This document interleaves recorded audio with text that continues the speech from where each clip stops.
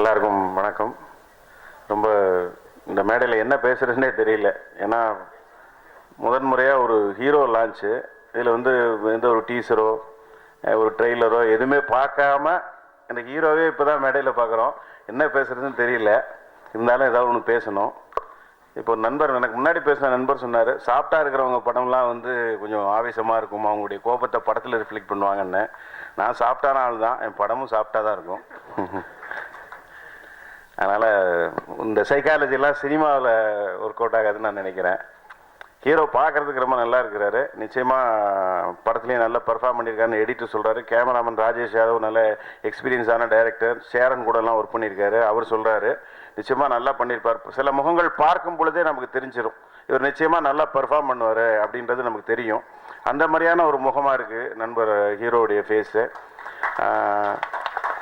எப்படி ஒரு திலகர்னா நான் பேர் தான் கேட்டுப்பட்டேன். இப்போ வரும்பொழுது தான் அந்த போஸ்டர் இதெல்லாம் பார்த்தேன். நானாக வந்து இது வேறு மாதிரி படம் அப்படின்னு நினச்சிட்டு வந்தேன். இங்கே வந்து பார்த்தா அது வேறு மாதிரி இருக்குது.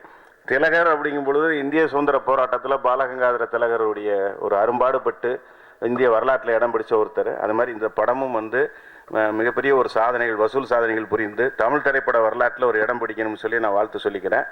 இந்த நேரத்தில் இந்த ஃபங்க்ஷனை பயன்படுத்தி ஒரு வேண்டுகோளையும் விடுத்துக்கிறேன். சின்ன படங்கள்லாம் ரிலீஸ் ஆகிறது ரொம்ப கஷ்டமாக இருக்குது.